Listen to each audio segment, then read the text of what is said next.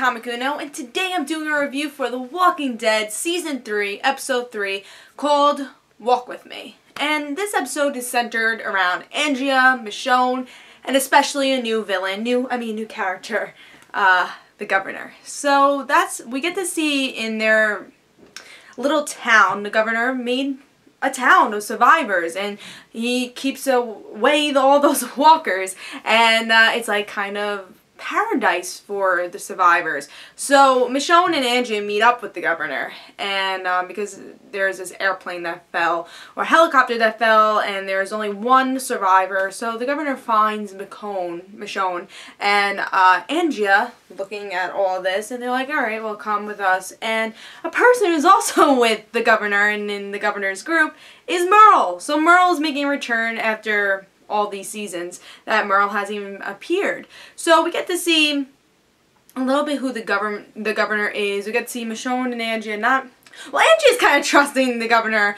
right off the back. You could kind of see that Michonne's very, very close and doesn't really trust anybody, except Andrea. I mean, she doesn't trust about her past with Andrea, but we get to see they are close because of what they've dealt with in the past 6 months. But we still get to see, again, who is the Governor? What is this place? What is this town that he is making? And we see that, because in the beginning, I would say that the Governor wasn't a villain. You know, you see him as this guy is like, oh, you want an omelet? Well, sure, have one. Oh, we have hot water. This is paradise. And you can stay whenever you want. You can leave whenever you want.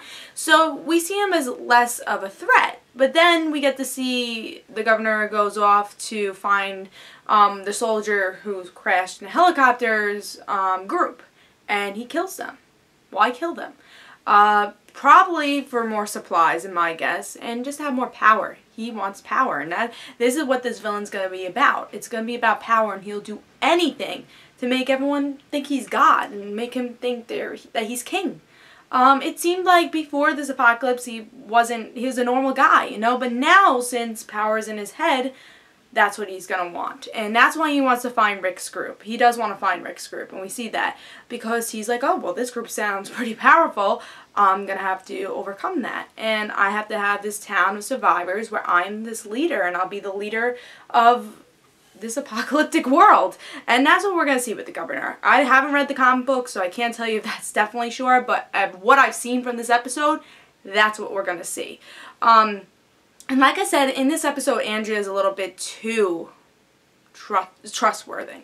And trustworthy for the Governor. It's like, yeah, he's a good guy. Come on, let's hang out here for a couple of days. And Michonne's like, no. First of all, where's my weapons? And she's very quiet throughout all this. Which, when I was watching this episode, I was like, why is Michonne not talking at all? But when you see in the end of this episode, it's because she doesn't trust him. And also we find out why Michonne has these zombies around her. Because she has these zombies cut off their limbs and their jaws, it's to show that the other zombies that she's kind of like a zombie. That way they're kind of undercover and kind of camouflaged from all the other zombies. Because if there's 2 zombies behind her, then the other zombies are not going to notice that they're regular people.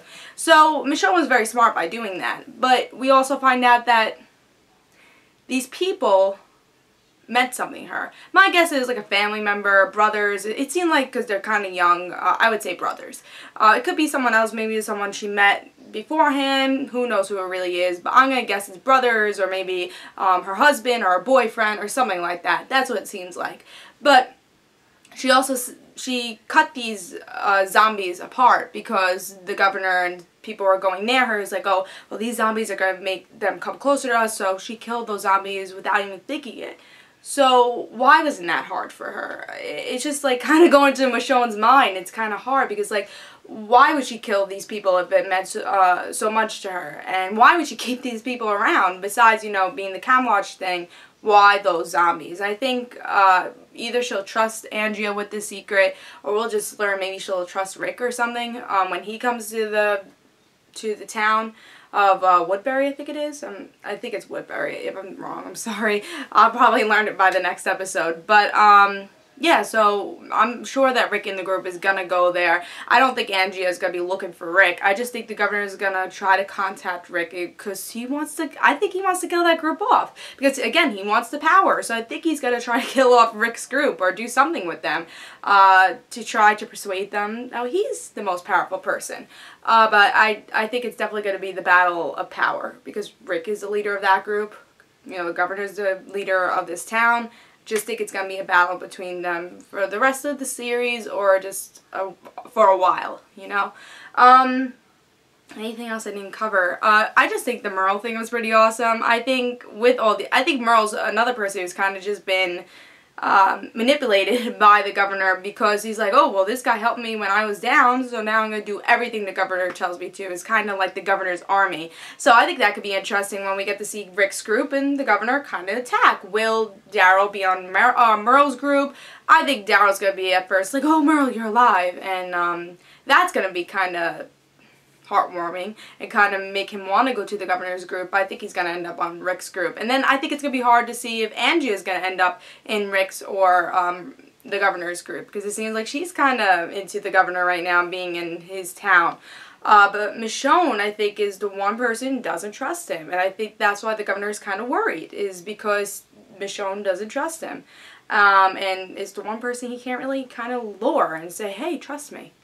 So I'm enjoying Michonne's kind of quietness and kind of mystery to her character.